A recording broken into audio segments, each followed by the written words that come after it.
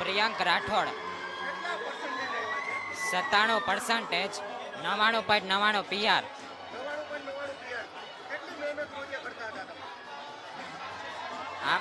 આમાં પેશન્ટ અને પેશન્સ જરૂર છે, અને રોજનું કામ રોજ કરો તો આરામથી આવી જાય છે, અને પરીક્ષામાં ધીરજ બહુ જ જરૂરી છે. ઘરે 6-7 કલાક વાંચવું પડે. સારું લાગે.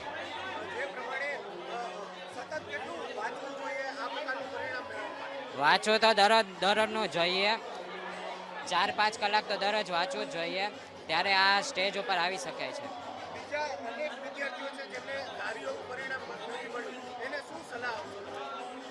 જે લોકો આવતા વર્ષે બોર્ડ પરીક્ષા આપવા જઈ રહ્યા છે, એ જો પહેલેથી કામ કરશે અને 4-5 કલાક વાંચશે અને પેશન્સ હશે તો આરામથી થઈ જશે.